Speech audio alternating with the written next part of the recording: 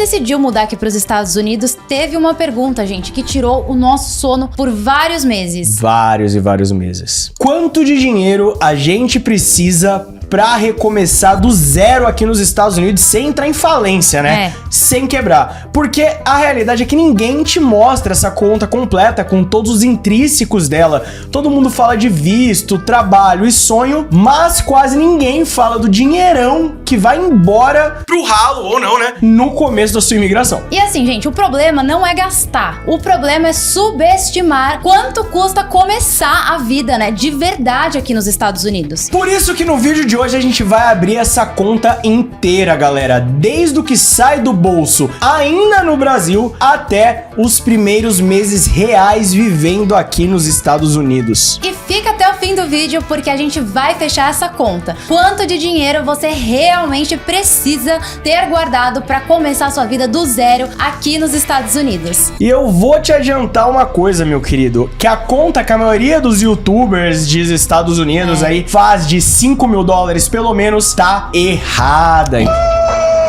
Então já te antecipo isso. Então por isso que é importante você ficar até o final do vídeo. Se você tá pensando em vir aqui pros Estados Unidos ou já tá nesse processo agora, esse vídeo pode te evitar erros caros logo no início da sua imigração. Roda a vinheta! Se você é novo aqui no canal, eu sou a Júlia. E eu sou o Lucas e a gente mora no Texas há mais de 3 anos. E galera, a gente já passou por todas essas fases de imigração no começo, sabe? 3 anos deu pra gente aprender muita coisa. Então antes da gente entrar nos números de fato, a gente precisa ser bem claro com você. Não existe uma fórmula mágica, né, gente? Cada pessoa vai chegar aqui com um contexto diferente. Cada um vai ter um perfil, um visto, uma cidade diferente, uma realidade completamente diferente uma das outras, né? Então não tem como a gente simplesmente dar uma solução mágica. Uma solução mágica não existe. Mas, Júlia e meus queridos telespecs, isso não significa que você precisa vir no escuro sem planejamento nenhum. Existem custos que quase todo mundo vai ter. E é justamente esses que pegam quem não se planeja, como a gente fala sempre no canal. Expectativa dá match na expectativa e planejamento. Então o que a gente vai fazer hoje não é te dar um número perfeito, é te ajudar a antecipar os principais gastos dos primeiros meses, até mesmo antes da sua mudança, usando a nossa experiência real, morando aqui e muitas outras fontes da internet que também nos ajudam com bastante informações. Faz um tempão que a gente tá fazendo o canal aqui, porque o erro mais comum não é gastar demais, galera, porque gastar você vai precisar gastar, mas sim gastar com coisas desnecessárias, pessoal. E o primeiro gasto, gente, acontece antes mesmo de você pisar no avião. Você imagina isso? É aqui que muita gente acaba subestimando o processo, achando que o custo começa simplesmente só quando você chega aqui nos Estados Unidos. E não, galera, não começa. Ele começa ainda no Brasil. Pré-mudança, o que sai do bolso ainda no Brasil. Bom, galera, queria eu que isso não fosse desse jeito, mas o primeiro dinheiro que vai embora na vida do imigrante é com certeza com a burocracia inicial. Vistos, taxas, formulários, coisas que não acabam mais, traduções que a gente acaba precisando fazer estando ainda no Brasil. E é importante deixar muito claro, galera, não existe um valor único, tá? Tudo depende de como você for fazer o seu processo imigratório. Por exemplo, se você vem transferido por uma empresa em vistos como L1 ou H1B, como foi o nosso caso, normalmente a empresa, graças a Deus, cobre praticamente tudo. Nesse cenário, o que costuma sair do seu bolso é basicamente a taxa consular, pessoal, que hoje gira em torno aí de $185 e algum custo pontual também que você pode vir a ter com documentação. Agora, se você vem de forma independente, aí, galera, a conta muda. Pegando como exemplo um processo de EB2NW, que é muito comum e muito discutido na internet, se você faz a self-petition, ou seja, sem contratar um escritório de advocacia, o custo ele vai ficar concentrado nas taxas do governo, custos de formulário e traduções. E nesse caso, muita gente gasta algo entre $1.000 e $3.000, depende da quantidade de documentos e das traduções necessárias para o seu caso. Quanto de bacharel, mestrado, coisa, cara, muda muito, mas essa é a média. Agora, quando a pessoa opta, né, por contratar, por exemplo, um escritório de advocacia mais especializado e tal. Aí, gente, entra os honorários profissionais. E aí que o preço sobe, né? Assim, o céu é limite. É que o filho chora, a mãe não vê. A mãe não vê. Como advogado, esse tipo de processo, ele costuma ficar na faixa de $7.000 até $10.000, podendo até passar disso, gente, dependendo do caso, né? Se for um caso mais complexo, pode sim passar de $10.000. Pode, a gente já viu, inclusive no grupo de membros que a gente tem, o pessoal falando que já foi até $20.000, teve gente que já cobrou. O ponto aqui não é te assustar e nem te empurrar um caminho específico, até o propósito do vídeo é sobre custo pra quem tá começando do zero nos Estados Unidos. A realidade é que a gente quer que você evite de descobrir esse custo tarde demais, né? Lá na frente, porque às vezes uma movimentação errada pode julgar a tua experiência futura, né? Porque o que importa aqui não é decorar um número e tudo mais, é entender que esse custo existe, mesmo que no seu caso ele possa ser pequeno, como é o exemplo das pessoas que já tem tudo patrocinado, ainda tem o custo do formulário quando você vai lá no consulado, mas é importante ter em mente esses gastos. E fica até o final do vídeo, porque no final a gente vai colocar tudo na ponta do lápis e fazer uma somatória aí. Então, ou você pode estar anotando, ou você espera a gente chegar no final do vídeo. Então, quando toda essa parte de pré-mudança ela passa, né? Vem aí o verdadeiro baque da mudança, pessoal. Exatamente quando o avião pousa.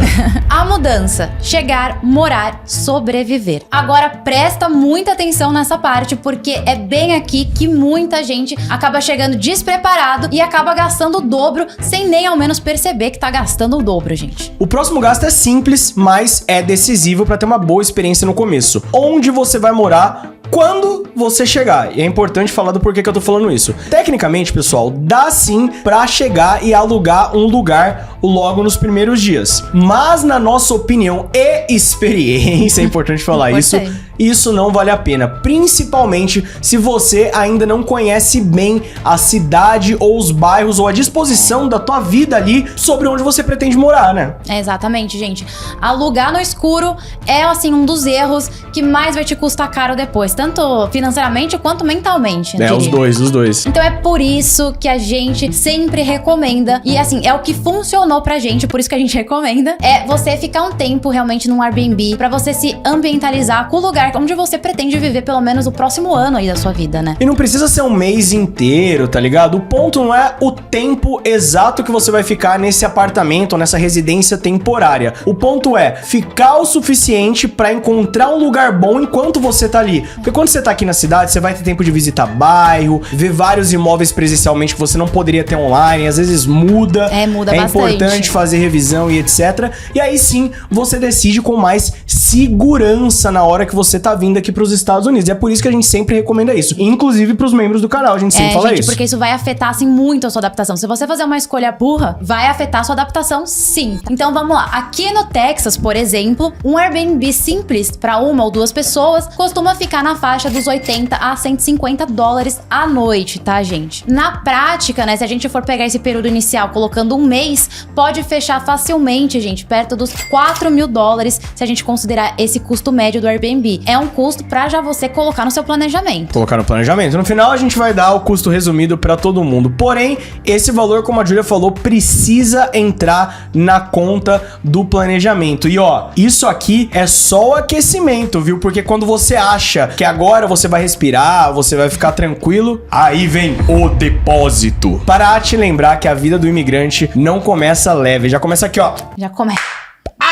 Lembra quando a gente te falou que alugar no escuro era um dos erros aí que mais custa caro depois? Eu acho que você se lembra. E é aqui que isso vai aparecer na prática, galera. Quando você finalmente aluga a sua casa, não vai ser só o valor do aluguel bonitinho, $1.800, $2.000 que vai sair do seu bolso. Adivinha? Sem um histórico de crédito nos Estados Unidos, muitos lugares, se preparem, pedem de 1 a 3 meses de aluguel como depósito de segurança. No nosso caso, quando a gente chegou, pediram 3 meses. Gente. Aqui no Texas, por exemplo, um aluguel médio de um imóvel simples de 2 quartos ficaria hoje entre $1.700 a $2.700. Deu uma boa baixada. Deu uma baixada. E com certeza você consegue achar coisa mais barata, mas assim, coisa que não tem janela e etc. Aí vai de você, entendeu? Por isso que a gente tá trazendo a nossa experiência aqui. Agora sim, pega isso e faz aí a conta. Aluguel, depósito e algumas taxas administrativas que podem vir a ter. Podem não, sempre tem. Só pra você pegar a chave, galera, o impacto inicial, segure agora, né? Hold your horses. Hold your horses. Costuma ficar aí entre 4 mil a 6 mil dólares, gente. Tudo isso? Isso sem contar, tá? O Airbnb. Se você contar o Airbnb na conta, o valor inicial pode passar fácil, gente, dos 8 mil dólares. É, galera, só dessa parte de moradia. Obviamente você pode ficar menos tempo, mais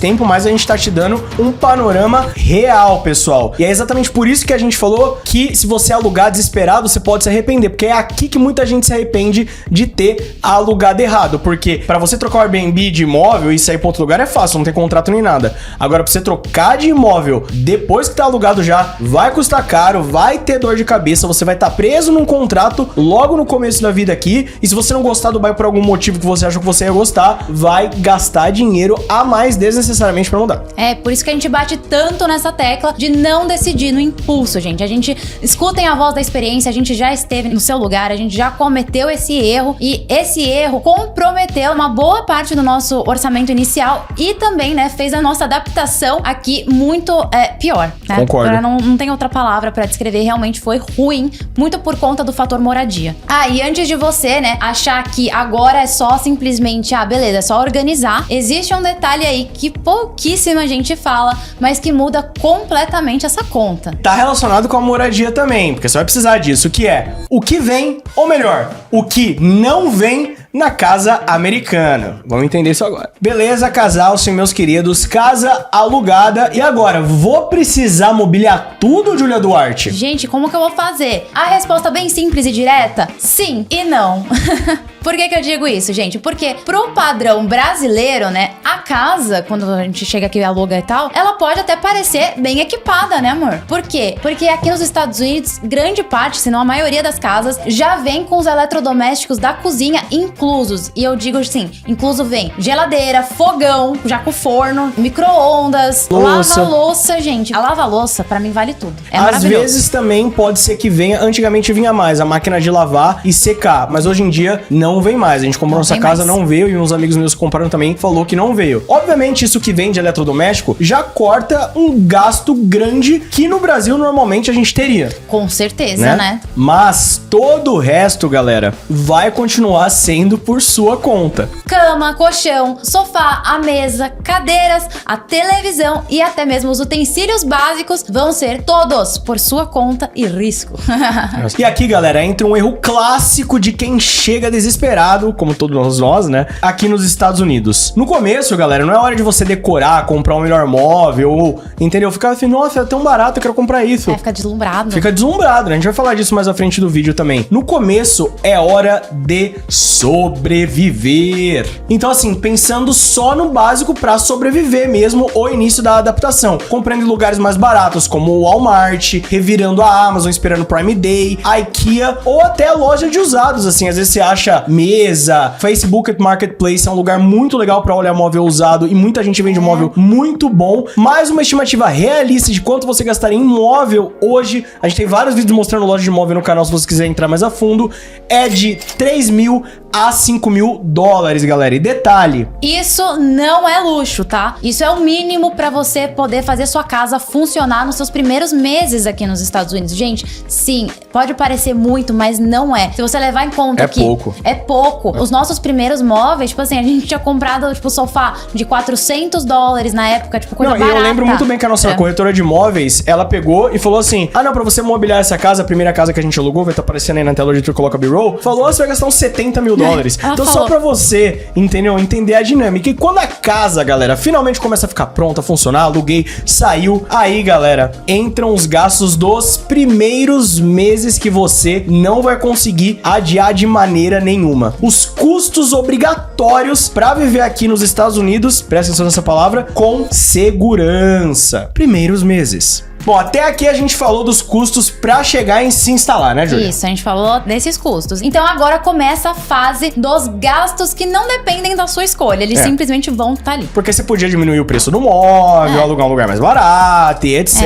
Isso aqui não, galera. Os custos obrigatórios pra você conseguir viver a vida aqui com segurança. E você vai entender o que a gente tá falando agora. O primeiro deles, gente, é o custo do seguro do carro. Aqui no Texas, por exemplo, porque é a nossa experiência, o seguro do carro é obrigatório, não tem escolha. E ter um carro também é obrigatório. Carro também é obrigatório, porque não tem como você se locomover pra lugar nenhum sem ter um carro aqui. Mas, obviamente, essa questão de seguro obrigatório pode variar de estado pra estado. Mas, obviamente, eu recomendo você fazer um seguro no seu carro, cara. Então, na prática, gente, é bem comum a gente pagar aqui no Texas algo entre 150 a 250 dólares por mês só de seguro de carro. E esse valor vai chegar e pode te surpreender antes mesmo de você se organizar, porque você vai precisar de um carro. Falando em seguros, um outro seguro essencial, galera, é o seguro saúde, o plano de saúde, galera. Se você vem aqui com emprego, como é o nosso caso, a gente foi transferido, a empresa geralmente faz o plano por ela mesma. Então ela costuma pagar uma parte e ela desconta o restante do plano no nosso salário. No nosso caso, o plano que a gente tem é o Aetna. Vai estar aparecendo o logo aqui na tela. Porém, se você precisar contratar um plano por conta própria, a realidade pode ser outra.